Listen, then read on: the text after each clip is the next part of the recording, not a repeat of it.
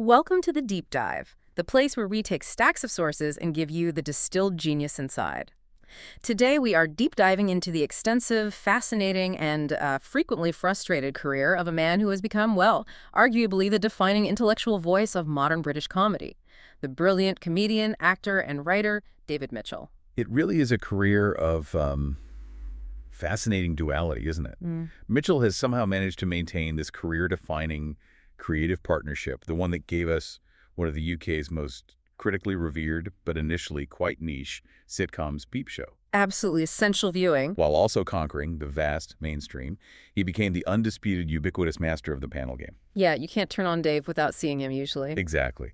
So our mission today is to synthesize that journey for you. How did this sharp-witted analyst move from, early Footlights failures to becoming what the Independent quite rightly called the Prince Regent of TV comedy? It's a great title for him. And when we talk about Mitchell, we're not just discussing a performer, are we? We're discussing a whole brand of humor. It's built on anxiety, systems, rigorous logic. Definitely. And the two roles that really define him are, of course, first, the eternally stressed, systems-obsessed, internal monologue champion Mark Corrigan. That's in the seminal Channel 4 sitcom Peep Show. Mark Corrigan. And that show, it ran for 9 series, 9. That's a powerhouse of consistency, holding the record as Channel 4's longest-running sitcom ever. Incredible. And the second role, the one that probably cemented his wider public persona, is the prepared, slightly curmudgeonly intellectual who just excels in that unscripted arena. Right, the panel shows. We see this perfectly in his role as a team captain on Would I Lie to You? That role lets him distill his wit into these passionate, well-reasoned, and often hilarious defenses of, well, sometimes quite trivial positions. Yeah, the Lants are legendary. They are, and it's made him an indispensable fixture on UK television. So we've got a huge volume of source material to work with today. It spans his comedy writing, his historical nonfiction, which is fascinating, his journalism, his diverse acting career. That's a lot to cover. It really is. It's a comprehensive look at how one man managed to become the ultimate go-to funny man of the moment, as The Guardian nicely put it. So let's unpack this journey, starting right at the beginning. Let's look at how the early intellectual landscape of his life really shaped his humor. #tag, i.e. formative years and the birth of a partnership. Okay, so David James Stewart Mitchell, born in Salisbury, Wiltshire back in 1974. And his early background, I think, holds a crucial key to understanding that analytical nature he has, even though its roots are surprisingly, well, flexible. His parents, Catherine Gray and Ian Douglas Mitchell, were originally hotel managers. Hotel managers, that's almost too perfect, isn't it? Hospitality management, it's a field defined by rigorous systems, customer service. It seems like the ideal foundation for the man who'd play Mark Corrigan. It really does. And that analytical bent, it only deepened. When David was just 2, his parents made this massive career pivot. They went from hands-on hotel management to becoming lecturers in hotel management. So academia. Exactly. And this change was reportedly driven by wanting a better work-life balance, more time with David and his younger brother Daniel. So this stability, this academic environment, it certainly seems to have encouraged his initial intellectual ambitions. What's also quite revealing about his identity is his deliberate choice, which he often discusses, to identify as British rather than specifically English. Yeah, and that's rooted in his ancestry. Mm-hmm. His mother is Welsh, from Swansea originally, and his father's family has deep roots in Scotland. Right. This whole background was actually explored in depth on that show, Who Do You Think You Are?, back in 2009. He discovered a direct connection to 2 pretty significant Gaelic scholars, John Forbes and Alexander Robert Forbes. Wow, really? Yeah. So this mix, Welsh, Scottish, English, it strongly reinforces that overarching British identity. It's something he's publicly stated he feels intensely connected to, especially when he talks about political matters concerning the Union. Okay, so that's the background. His education then followed a very traditional independent route, prestigious private schools, New College School, then Abingdon School. Mm-hmm. And early on, he apparently harbored these serious and maybe somewhat conflicting career ambitions. Yeah, he admitted later that his childhood dreams were kind of split. He genuinely wanted to be a comedian or an actor, but recognizing how unstable that path might seem, he initially told people he wanted to be a barrister. A barrister. Or maybe even prime minister, which speaks volumes about his early love of argument, structure, power. Definitely. He sort of held back his real comedy aspirations until he got to university, the comparative anonymity there, where he felt safer pursuing them openly. Right. And here's what I think is the absolute hinge moment, the psychological development thing that informs his entire comedic output. He had apparently been used to being, top of the class through primary and prep school. But when he got to Abingdon, he had this moment of, wow, brutal intellectual clarity. Exactly that. He realized, looking at his peers at Abingdon, that there were many people demonstrably more intelligent than him. Ouch. Yeah, he saw he couldn't actually be the very best in traditional academics. So he made this highly pragmatic, logical calculation. He pivoted, focused on debating and drama areas where he had a chance of being the best. That's fascinating. It's not just a career change. It's the genesis of that analytical, system-driven mind applying logic to personal success. It's pure Mark Corrigan, really. It absolutely is. That need to excel rather than maybe pure passion for the arts driving him towards the stage initially. He recalled his earliest dramatic experience was winning the role of Rabbit in a production of Winnie the Pooh. Right. And the revelation he apparently took from that simple role is quite profound. He said that was the first time he was consciously aware he was doing a performance. And he realized that this activity was better even than playing cards. Better than cards. Which is key, because he admitted he spent most of his downtime backstage during other plays doing his other highly systematized hobby, playing card games. So the moment performance actually superseded the intellectual challenge of playing cards. Well, that was his true calling, you could say. That tipping point then took him to Peterhouse, Cambridge, to study history. Although he got a 2.2, a degree class he openly puts down to the distraction caused by his increasingly consuming pursuit of comedy. That obviously took precedence over the academic focus. Of course. And is at Cambridge in 1993 during rehearsals for a Footlights production of Cinderella, of all things, that he met Robert Webb. And this partnership, well, it would define the next couple of decades of British comedy.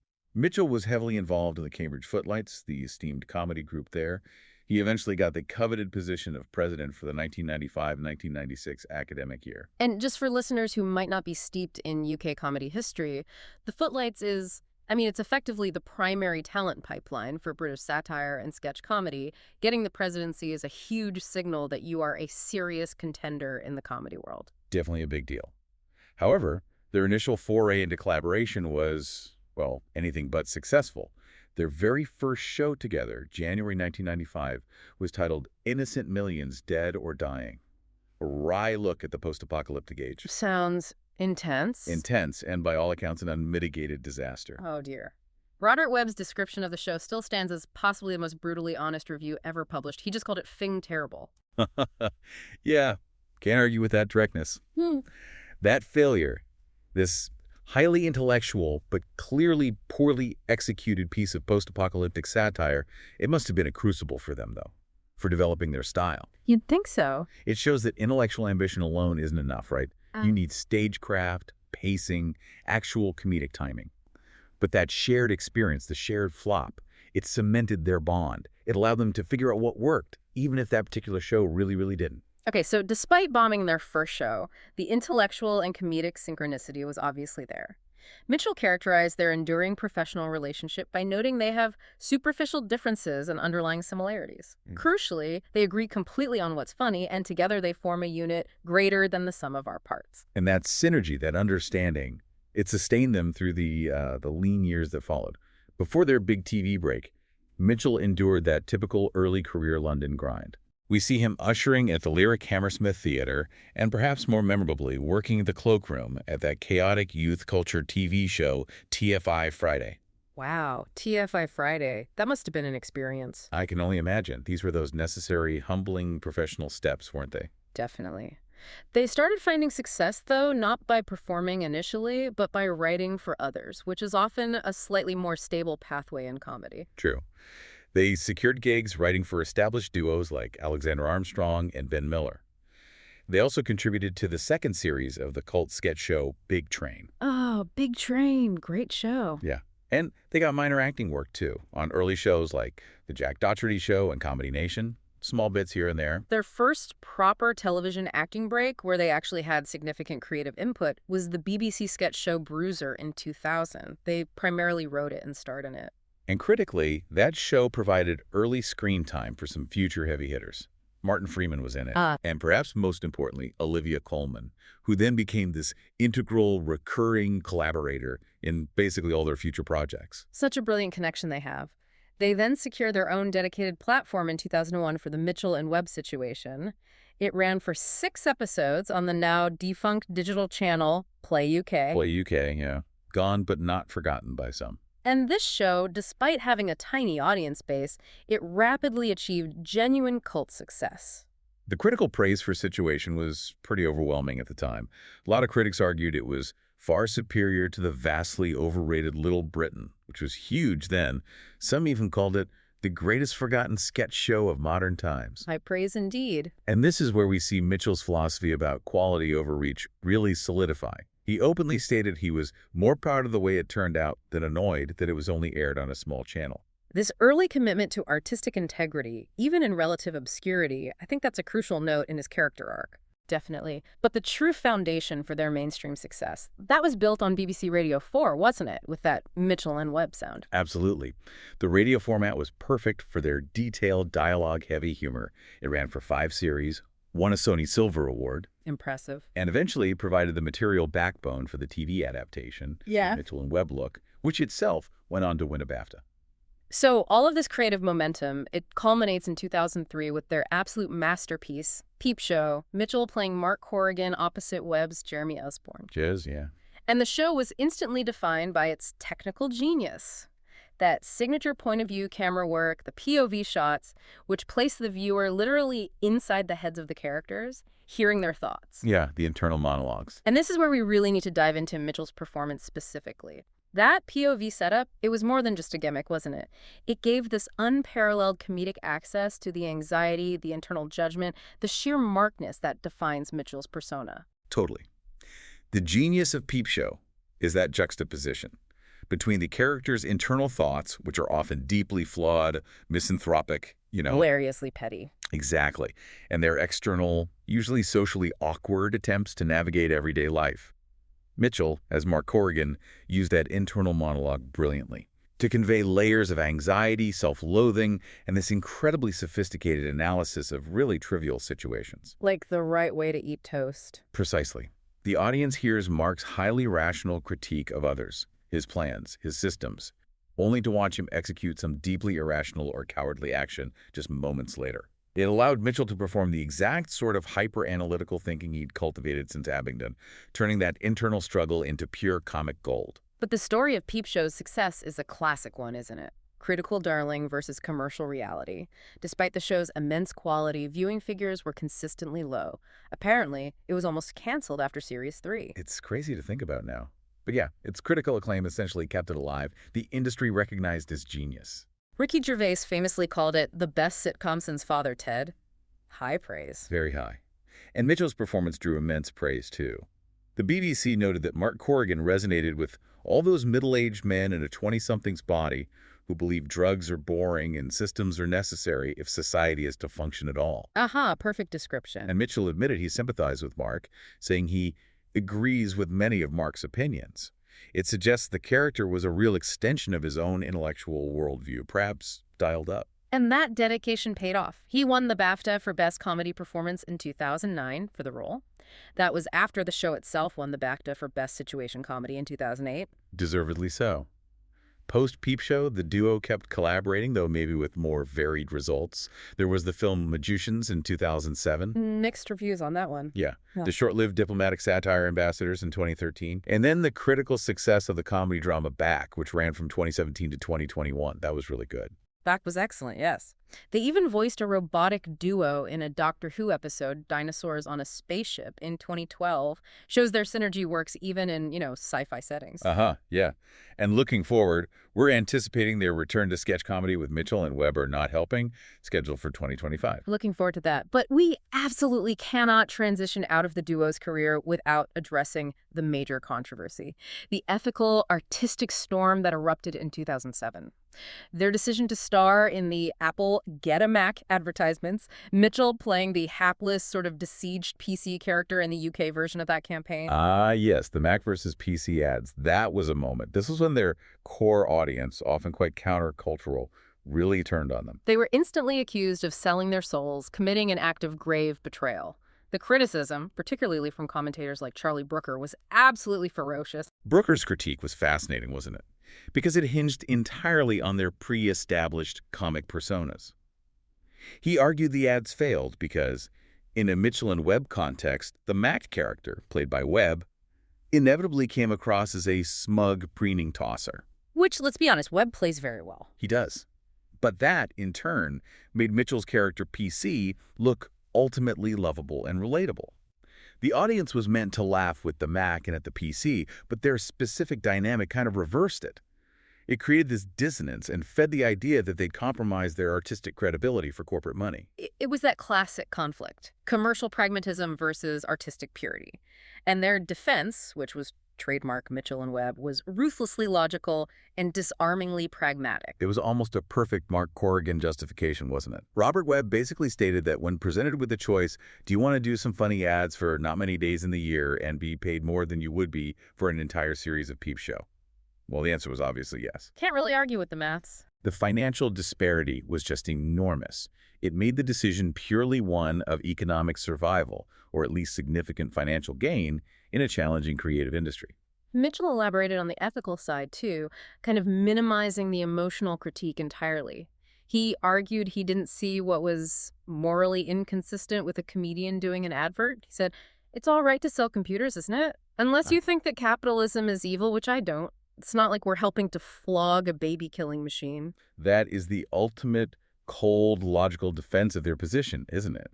They acknowledge the economic necessity, minimize the artistic impact by saying advertising computers is ethically neutral, and basically sidestep the core critique that their personas, which thrived on anti-establishment angst, made them ill-suited to front a major corporate campaign. It was a clear line drawn. We are performers, this is business.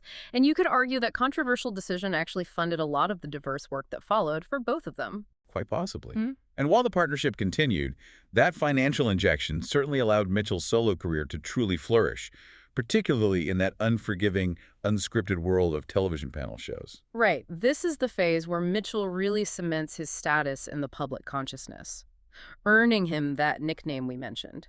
If not king, then certainly Prince Regent of the panel games. It fits so well. The sheer volume of his work in this spontaneous format is just staggering. And it's surely no coincidence that a man who excels at debating and logical systems totally dominates a genre built on rapid-fire argumentation and quick thinking. He's been a fixture for, nearly 2 decades now as a team captain on Would I Lie to You, since 2007, where he essentially plays a slightly more polished version of the Mark Corrigan persona, skeptical, prepared, focused on logical consistency. And prone to those brilliant, indignant rants when he thinks someone's lying. Exactly. Beyond television, he's commanded the radio waves, too, hosting an astonishing 31 series of the BBC Radio 4 game The Unbelievable Truth. 31 series, that's incredible stamina, and that show perfectly encapsulates his appeal, doesn't it? The entire premise is built on rigorous application of logic and knowledge to spot the one true statement hidden amongst a load of plausible but false claims. Perfect for him. And his ubiquity as a guest is just unparalleled. You mentioned Dave earlier. Well, he boasts 32 appearances on QI, Rude too. the program devoted to obscure knowledge. He's guest presented Have I Got News for You 14 times, often steering that satirical ship through choppy waters, and appeared 9 times on the annual The Big Fat Quiz of the Year.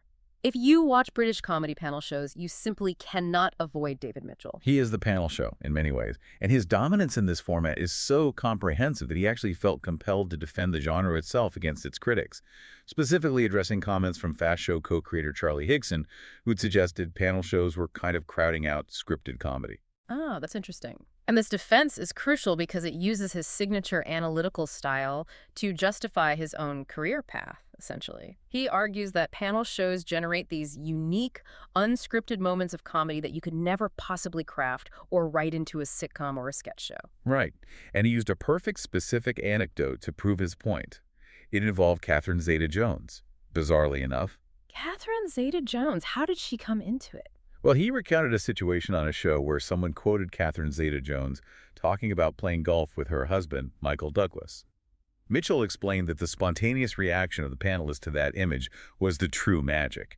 He said, "We essentially all started to imagine the scene of the two of them playing golf, and that was very enjoyable and turned into a really fun bit of TV." Okay, I can see that being funny. And his conclusion from this specific, quite trivial anecdote was powerful. It purely came out of that combination of people, which proves panel shows can produce funny TV in a way you could never write into a sitcom or a sketch show, and thereby justifies his place on screen. That is the ultimate example of the historian and analyst applying critical theory to the very entertainment mechanism he rules. He doesn't just dominate the panel show, he rationalizes its existence. Brilliant. Absolutely. Now, transitioning from the panel format, his solo acting career also found immense success, often leaning into historical themes, interestingly enough. Yes, Upstart Crow. Exactly. He played William Shakespeare in the critically acclaimed historical sitcom Upstart Crow from 2016 to 2020. That show was created to mark the 400th anniversary of the playwright's death, and it allowed Mitchell to play an anxious, often curmudgeonly historical figure, echoing some traits of Mark Corrigan perhaps, but in Tudor dress. And he took that role to the stage as well, didn't he? Making his stage debut, reprising the Shakespeare character in 2020 and again in 2022, shows his versatility across mediums. Definitely. And we saw him take a significant new direction just recently, in 2024, with the BBC One detective comedy drama Ludwig. Ah, yes, I heard good things about that. In Ludwig, he plays John Ludwig Taylor, a man who assumes the identity of his missing identical twin. It's a much more dramatic comedic role, apparently. Early reviews were stellar, praising his dramatic range. One even suggested they should just give him the BAFTA now. High praise again. It indicates an ongoing evolution, then, of his acting prowess, moving beyond just the anxious internal monologue characters he perfected earlier. Seems so. We also have to acknowledge his significant output as sort of an opinion shaper. He contributes regular opinion pieces to The Observer and The Guardian. Very widely read columns. Yes, and he was a co-host of that comedy news show 10 O'Clock Live from 2011 to 2013, which included his highly popular solo opinion segment, Listen to Mitchell. Those are great. They really were. Proper rants. He was an early adopter of online video commentary, too, wasn't he, with the David Mitchell Soapbox series? Yeah, those short online monologues, co-written with John Finnemore, another brilliant writer. These videos, where he often launched into these extended, passionate rants about subjects like the failings of Doctor Who or the absurdity of 3D television. Oh, I remember the 3D TV one. They were a direct pipeline for his trademark curmudgeonly persona to reach a wider, maybe younger audience online. And we can't forget the pervasive voiceover work, often lending his distinctive, measured, slightly exasperated tone to quite surprising projects. Like the Frank anti-cocaine advert voicing Pablo the drug mule dog. Memorable stuff. Very memorable. And even educational material for the Driving Standards Agency's The Highway Code. His voice is everywhere. It really is. But perhaps the most profound solo pivot came with his literary career. After co-authoring this Mitchell and Webb book and publishing personal memoirs like Backstory, a memoir and essay collections like Dishonesty is the second best policy, he truly found his stride in nonfiction history. Yes. This is where the old history degree really pays off, isn't it? Bringing that Abingdon ambition full circle, in a way. His 2023 history book, Unruly. A history of England's kings and queens covering the monarchy up to Elizabeth I was a runaway success. It really was. Widely acclaimed, got a 45-star rating from the Daily Telegraph. And the book is this brilliant fusion of his interests. It's rigorously researched history, but delivered with his distinctive, skeptical, and often hilarious voice. It focuses quite intensely on the incompetence, doesn't it? The folly, the sheer human error of early monarchs. Exactly. It allows him to apply his lifelong fascination with system failure to the highest levels of historical power. And the success of the book, which led to a national tour, it really solidified his role not just as a comedian, but as a respected public historian and cultural commentator. It's fascinating, isn't it? The man who apparently once wanted to be prime minister ends up writing a bestseller detailing exactly why people in power are almost universally terrible at their jobs. The comedic system built upon the failure of the political system. Perfectly put. The irony is palpable. #TechPashtag Personal life, influences, and worldview. Okay, so moving into Mitchell's personal life a bit, he's often used his younger social struggles for comedic fodder, hasn't he? Joking about his earlier difficulty expressing romantic interest. Yeah, admitting he was in so many situations when I've just said nothing to someone I fancied. Quite relatable for many, I suspect. Probably. He also acknowledged his capacity for self-sufficiency, confessing that while he didn't want to be alone forever, the fundamental thing was that he was all right alone. This self-contained existence apparently continued until he met his wife, Victoria Corin Mitchell. Right, and the origin of their relationship is surprisingly sweet, actually. considering his generally skeptical public persona. He met the broadcaster and professional poker player Victoria Coren at Jonathan Ross's Halloween party back in 2007. A Halloween party? Yes, Yeah. and was apparently completely smitten, though they didn't immediately start dating. He later joked about initially pursuing someone else at the party, rather awkwardly. Oh, David! But they began a formal relationship in 2010 and married in 2012. And it was a lovely professional full circle moment, too, wasn't it? Right. Robert Webb served as his best man. That's right. And they now have 2 daughters, born in 2015 and just recently in 2023, grounding the Prince Regent firmly in family life. When we look at his artistic influences, they offer a key insight, I think, into the kind of performer he maybe aims to be. His favorite actor, apparently, is Alec Guinness. Ah, Guinness. A master of subtle, nuanced character work, that internal life, which parallels nicely with the internal monologues of Mark Corrigan, perhaps. Good point. His comedy idols are absolute legends, known for their intellectual wit and often dark satire. Spike Milligan, Peter Sellers, Peter Cook. The greats. He also cited Richard Briers, saying that whenever he has acted, he always hoped to be something like him. And Briers was known for playing those anxious, mild-mannered, often frustrated characters. Another clear link there. He also cites the foundational duos of British comedy. Morecambe and Wise, Monty Python, the Two Ronnies, the absolute pillars. Can't go wrong with those influences. Outside of his career, his intellectual curiosity remains firmly focused on world history, doesn't it? Harking right back to his university studies. Yeah, and his humor often overlaps with this interest. He joked back in 2007 that if he had a time machine, he wouldn't seek out glorious historical moments. He'd traveled to Stonehenge during its construction. Stonehenge. What's Stonehenge? Apparently just to ask the builders why they were bothering. That absolutely encapsulates his entire worldview, doesn't it? Skeptical, questioning the practical necessity of grand traditional endeavors, focusing on the underlying human effort and maybe absurdity involved. Exactly. He identifies as agnostic, cites Evelyn Waugh as his favorite author, which also fits the satirical, slightly detached viewpoint. And for a man who analyzes everything so intently, his revealed musical tastes are, well, remarkably modest, almost comical. He revealed on Desert Island Discs back in 2009 that he only owned 2 albums at the time. Go on. Phil Collins' easy-listening classic, but seriously. Okay. And Susan Boyle's chart-topping debut, I Dreamed a Dream. Wow. Okay. Unexpected. Very. Finally, we should touch on his political perspective, which is often conveyed through those widely read columns. And, as mandated by our sources, we'll just impartially report that he has been quite vocal about maintaining the British Union. Right. He was among the signatories of an open letter back in August 2014, urging Scotland to vote to remain part of the United Kingdom in the independence referendum that year. Yes. And his reasoning, which seems tied directly to his own multi-layered heritage, the Welsh and Scottish roots we discussed, was expressed in a 2011 column. He stated that if Scotland ever goes it alone, the British will have lost their country. He clearly views the political union as inextricably linked to that cultural concept of British identity that he himself embodies. Hashtag tag outro. Okay, so let's bring all this together then. We've traced David Mitchell's journey from the historically minded student who pivoted his career after realizing he couldn't be the top academic. Right, the Abingdon moment. To the man who cultivated that analytical drive into this huge multi-platform career. He found success in the anxious, critically acclaimed world of Peep Show, and then scaled up to completely dominate the spontaneous, logical challenges of panel games. His career really is a roadmap of intellectual synthesis, isn't it?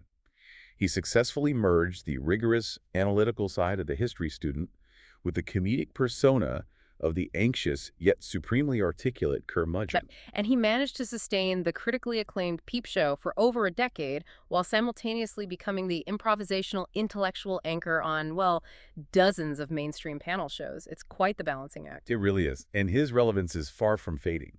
We mentioned the new detective series Ludwig. We're keenly anticipating the new Mitchell and Webb sketch show, Mitchell and Webb Are Not Helping, in 2025. Yeah, I can't wait for that. And in a slightly surprising move, he's joining the cast of LOL Last One Laughing UK Series 2 in 2026. Oh, wow. That's an environment built on chaotic improvisation and suppressing laughter. That should severely test his systems-obsessed nature. It should be fascinating viewing. He truly is a constant presence. And here is the final provocative thought we wanted to leave you with today. David Mitchell, the Prince Regent of panel games, a man defined by systems, logic, intellectual consistency. He found his greatest recent nonfiction success documenting the inherent failure and incompetence of England's early monarchs in his book Unruly. Hmm. So what does this say about the modern British appetite, perhaps? That the public is most satisfied when the nation's leading intellectual comic voices, well, humorously detailing centuries of systemic error, political folly, and just utter mismanagement. Maybe. That combination, the historical context, the sharp analysis, and that perpetual articulated skepticism, that seems to be the fundamental key to the Mitchell appeal. The man who pivoted away from being the best student ended up becoming one of the most intellectually necessary and compelling figures in British cultural commentary and comedy today. He found his niche, perhaps, by making the failures of the world digestible, funny, and, well, systematic. Perfectly put. Thank you for diving deep with us into the world of David Mitchell. We'll catch you next time on The Deep Dive.